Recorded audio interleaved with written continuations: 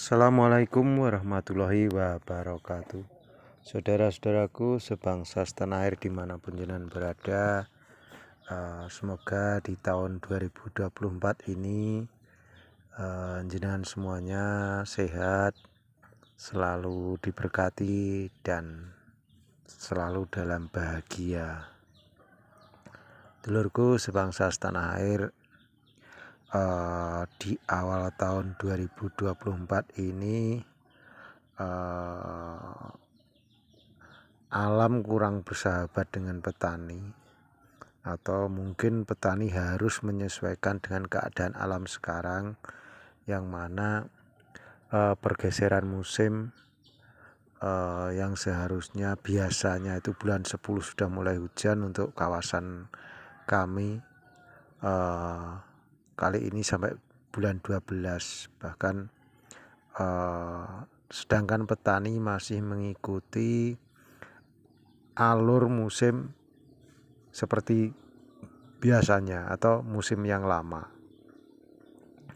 Dan ramalan BMKG pun juga sekarang itu kurang valid, dikarenakan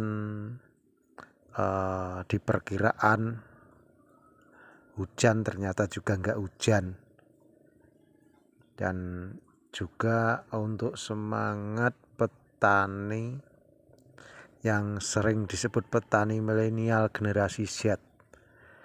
Generasi Z itu generasi akhir. Itu ternyata Z itu zong untuk petani. Karena apa? Semua generasi muda untuk saat ini saya melihatnya hampir tidak ada atau minim atau nihil untuk belajar bertani. Ya memang masih ada sebagian lah. Itu pun cuma mungkin petani keturunan. Petani keturunan pun cuma di daerah-daerah yang terpencil, karena mungkin generasi muda melihat bertani itu kurang keren atau bertani itu kuno.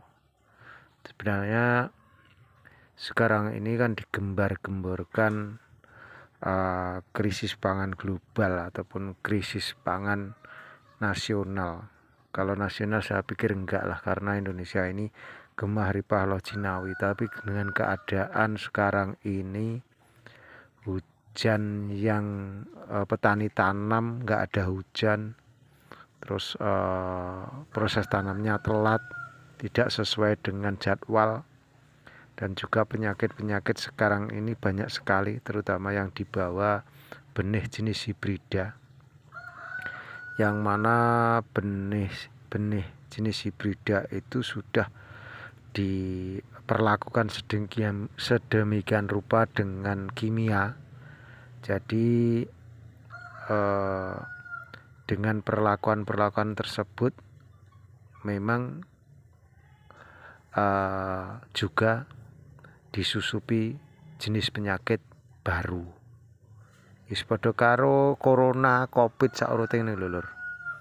Jadi hampir sama dengan itu. Jadi virusnya itu dari bibitnya sudah ada virusnya. Jadi virus penyakit itu bawaan dari bibit tersebut. Saya mengajak untuk petani-petani saat ini untuk menggunakan bibit keturunannya sendiri, yang mana dia sudah kebal dengan daerah setempat, minimal sudah 2 keturunan di situ. Memang untuk Pak PPL-nya ini memang ya agak pedes atau agak kurang pas. Tapi biasanya PPL itu menganjurkan untuk memakai hibrida bla bla bla bla. Tapi kenyataannya mengajak petani untuk zong. Sedangkan banyak di daerah saya itu PPL itu malah jualan bakulan Lur. PPL malah bakul bibit, bakul herbisida, bakul apa jenenge, obat-obatan, insektisida dan sebagainya. untuk perlakuan bibit dan sebagainya. Jadi seolah-olah kita itu bertani itu didikte harus beli, semuanya sudah disediakan di toko. Bahkan itu ada juga koperasi yang menyediakan seperti itu. Dulurku sebangsa setanah air, sekarang ini seorang petani harus bisa menekan biaya, baik itu biaya operasional, biaya perawatan, biaya bibit, biaya pupuk. Wis mbuh piye carane, nek gak iso nekan itu juga sama juga kerja bakti. Kalau di desa itu istilahnya ngeramekno kerjan. Ngeramekno kerjan itu meramaikan pekerjaan, cuma bisa menciptakan lapangan pekerjaan, tapi untuk hasil untuk diri kita sendiri nggak ada. Jadi kita nggak ingin toh kerja bakti cuma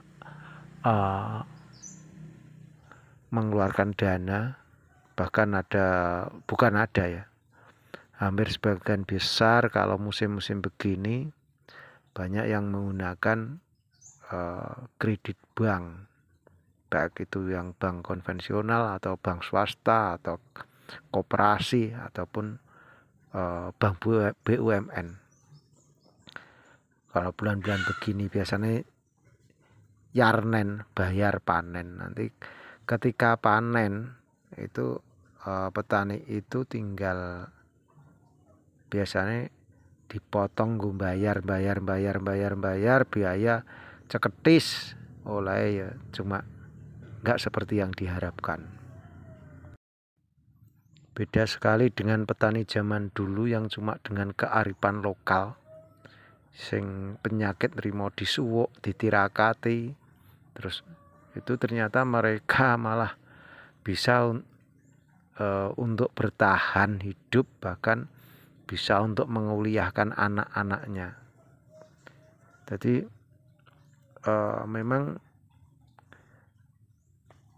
di negara kita ini petani itu didesain memang jangan sampai kaya. Karena apa? Sudah punya aset, akhirnya cuma untuk menyekolahkan anaknya untuk view pintar, tapi menghabiskan opo-opo. Makanya banyak istilah sertifikatnya di sekolah nih. Atau sertifikatnya untuk jaminan di bank untuk biaya anak sekolah. Tapi dari anak-anaknya yang hasil dari bertani itu tidak ada yang meneruskan untuk menjadi petani. Kalau petani punah ya nggak mungkin. Tapi untuk saat sekarang ini untuk ketahanan pangan, mereka yang masih mau bertani lah nanti yang masih bisa bertahan. Karena nanti bisa jadi uang itu nggak ada artinya. Uang setumpuk cuma untuk beli kerupuk, itu mungkin akan terjadi sesuai dengan ramalan Joyoboyo. Karena nek wis titi kala mongsone dumadi, sesuatu akan terjadi. Jadi gak Imam Mahdi karo Dajjal tok sing metu. Nanti juga akan terjadi uang itu nggak ada artinya. Mungkin suatu saat nanti juga akan terjadi jual beli sistem barter lagi, tidak menggunakan kertas. Karena sekarang ini semuanya kan dewa kertas. Surat-surat ya kertas, uang juga kertas, surat berharga kertas, jaminan di bank itu juga kertas. Dan yang memasukkan penjara juga kertas. Jadi kemungkinan nanti kertas itu akan tidak berharga lagi karena sesuai dengan hukum zaman dahulu yang ada nilainya itu adalah logam mulia dan emas, juga tanah, logam mulia dan tanah. Tapi dengan bergesernya waktu, akhirnya semua itu kalah dengan kertas. Begitu dulur, semoga ulasan informasi ini bisa menjadi bahan renungan dan referensi untuk jenengan berpikir. Monggo kalau karena bertani itu seni, mari kita lanjutkan untuk leluhur kita. Karena leluhur kita adalah maritim dan agraris, maka tidak ada salahnya kita melanjutkan cita-cita mereka. Begitu dulur, donga dinonga, semoga kebaikan beserta kita semua. Petani itu bebas, petani itu cerdas. Wassalamualaikum warahmatullahi wabarakatuh. Suwun.